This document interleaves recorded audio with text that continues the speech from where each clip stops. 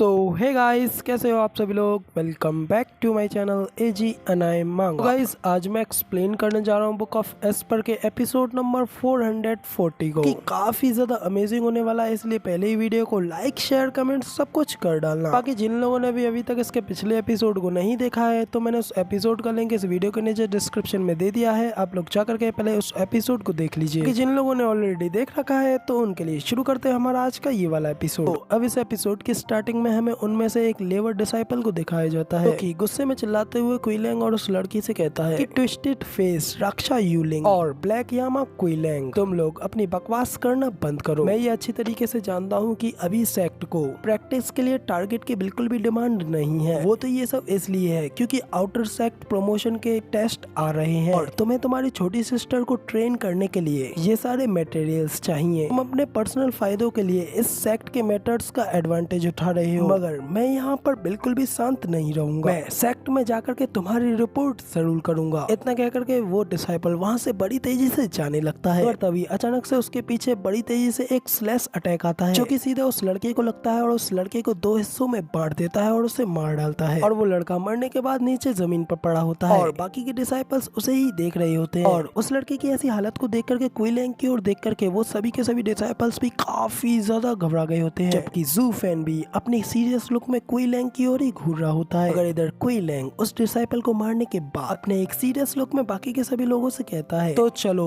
अब जब भगोड़ा मारा गया है अब इस असुरा सर्कल को शुरू करते हैं। और अगर तुम लोग अभी भी फाइट को स्टार्ट नहीं करते हो, मैं ये तुम लोगों के साथ भी तब तक कर सकता हूँ जब तक कि हमारा कोटा पूरा ना हो जाए। तो अब समय ही बताएगा कि तुम में से वो पुअर डेविल कौन है। तो अब इधर क्विलैंग की ये बात सुनने के बाद में बाकी के सभी डिसाइपल्स काफी ज्यादा घबरा गए होते हैं। उनके शरीर से टोटली पसीना छूटने लगता है, मगर तभी अचानक से उनमें से एक डिसाइपल की आंखें लाल हो जाती हैं और वो एकदम डेविलिश लुक में चिल्लाते हुए बाकी के डिसाइपल्स के ऊपर अटैक करने लगता है। तभी वो अपने सामने आए एक दूसरे डिसाइपल को अपनी स्वॉर्ड से काट डालता है, जबकि हमारा ज़ू फैन उसे आराम से खड़ा ये सब करता हुआ देख रहा होता है और अपने मन में कहता है कि ये ड्रेड और बहस से पैदा हुआ पागलपन है, जो कि सर्वाइवल की फाइट के रूप में शुरू हुआ है, जो कि इस कट्टर हत्यारे में बदल गया है और पूरी तरीके से गुमनामी में खो गया है। वो यहाँ तक कि अपने लक्ष्य को भी भूल गया है और इस तरीके के एक बूचड़खाने में उसके अंदर के डीमंस ने उसके ऊपर कंट्रोल कर लिया है, जबकि वो एक बीमार ग्रस्त खाली दिमाग को मारने और मारने के लिए ही बिल्कुल एक कठपुतलियों के रूप में खेलते थे। तो अब इसी के साथ में वो लड़का बिल्कुल एक डीमन की तरह अपने सामने आए हर एक इंसान को मार रहा होता है। तभी अपने सामने के हर एक इंसान को मारने के बाद उसकी नजर हमारे ज़ू फैन के ऊपर पड़ती है और फिर वो अपनी लाइफ की सबसे बड़ी गलती करने के लिए ज़ू फैन के ऊपर अटैक करने के लिए आगे जाने लगता है, लेकिन हमारा ज़ू फैन वहाँ पे खड़े खड़े आराम से उसके अटैक को डॉज कर लेता है और अगले ही पल हमें दिखाया जाता है कि उस लड़के की आंखें खुली की खुली रह जाती हैं। तो वो सीधा नीचे जमीन पर जाकर गिर जाता है और वहीं पर मर जाता है। इसके बाद हमें दिखाया जाता है कि ज़ू फैन ने पता नहीं अपनी आंखों के साथ कुछ तो किया होता है, लेकिन उसने बिना हिले ही खड़े खड़े ही उस लड़के को वहीं पर मार डाला होता है। इसी के साथ में हमें दिखाया जाता है कि ज़ू फैन अभी भी वहीं पे आराम से खड़ा होता है और उसके और पास कई सारे डिसाइपल्स मरे पड़े होते हैं, जबकि बाकी के बचे हुए डिसाइपल्स अभी भी एक दूसरे के साथ लड़ रहे होते हैं और एक दूसरे को मार करके अपने आप को बचाने की कोशिश कर रहे होते हैं।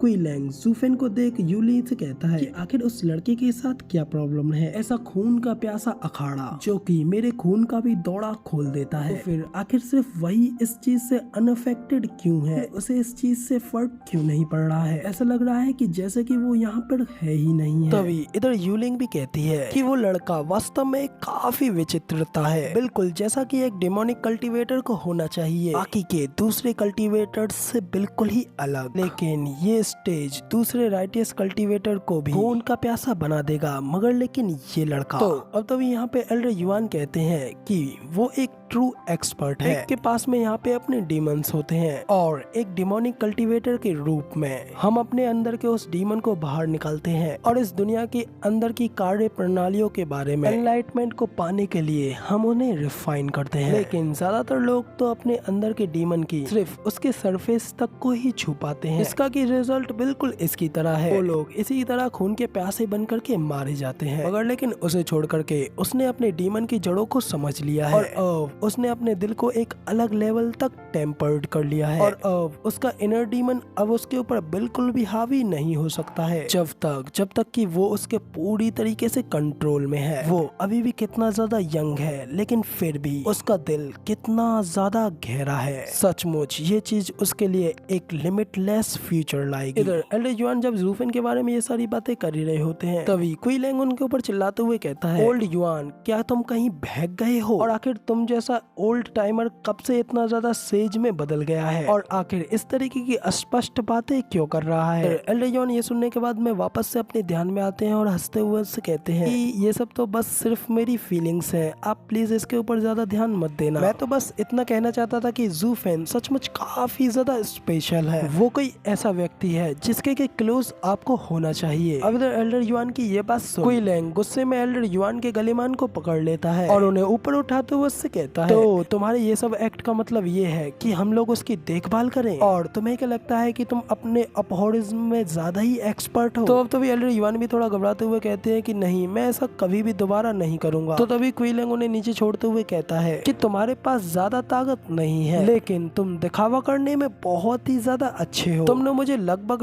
मूर्ख बना ही लिया था और इससे इस कहावत को काफी ज्यादा बल मिलता है कि बूढ़े लोग पाखंडी होते हैं और बूढ़े आदमी ने इस चीज को अपनी कला बना लिया है। दूसरी ओर यूली कुई लैंग से कहती है कि कुई लैंग उस चीज का समय बस हो ही गया है। इतना कहने के बाद यूली और कुई लैंग दोनों ही अपनी चीख में अपनी पावर और अपने प्रेशर को रिलीज करते हुए कहते हैं कि तुरंत बंद करो। तो अब इधर उन दोनों के इतना कहने के साथ ही उनकी इस आवाज से सामने की ओर काफी ज्यादा पावर रिलीज होती है। इसकी वजह से सामने खड़े काफी सारे लोग घायल हो जाते हैं और काफी सारे मारे गए होते हैं और फिर कुछ देर बाद हमें दिखाया जाता है कि सभी के सभी लोग नीचे जमीन पर पड़े हुए होते हैं। कमजोर लोग तो मर चुके होते हैं और कुछ ताकतवर अभी भी जिंदा घायल पड़े होते हैं। मगर तभी हमें कुई लैंग की ओर दिखाया जाता है जो कि सामने की ओर देख करके काफी ज्यादा हैरान हो गया होता है। तभी कुई लैंग के ऐसे फेस को देख यूली भी उससे कहती है कि कुई लैंग आखिर क्या हुआ है, तुम इतने ज्यादा हैरान कैसे हो? तो कुई लैंग कहता है कि ये बिल्कुल भी पॉसिबल नहीं हो सकता, हम दोनों ने साथ में विचिंग विस्पर का यूज किया था, तो फिर आखिर क्यों ये अभी भी बिल्कुल आराम से खड़ा है? क्योंकि ऐसा होने का तो कोई चांस ही नहीं है कि एक प्रोफाउंड हेवन स्टेज कल्टीवेटर की सोल हमसे भी ज्यादा स्ट्रॉन्गर हो। तो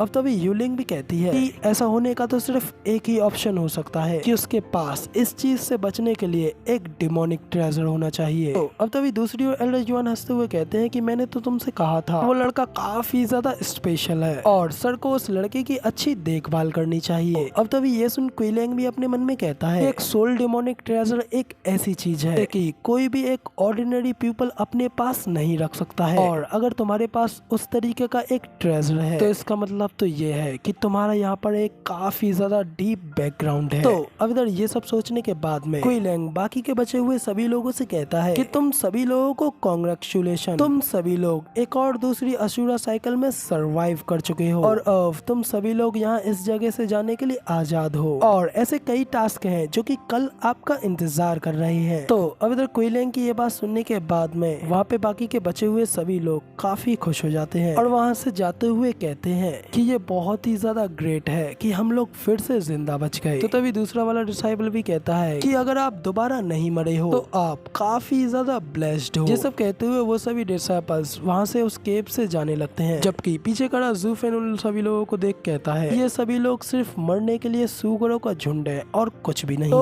अब इसी के साथ में हमारा ये वाला एपिसोड यहाँ पे पूरी तरीके से कंप्लीट हो जाता है और अब इसके आगे के एपिसोड आप लोगों को अगले हफ्ते देखने को मिलेंगे। फिलहाल वीडियो पसंद आई हो तो यार एक लाइक कर देना, साथ ही कमेंट करके जरूर बताना कि आपको हमारा ये वाला वीडियो का एक्सप्लेनेशन कैसा लगा। और अगर इस चैनल पर नए और आगे भी ऐसी अमेजिंग वीडियोस को देखना चाहते हो तो इस चैनल को सब्सक्राइब जरूर से कर देना। शुक्रिया।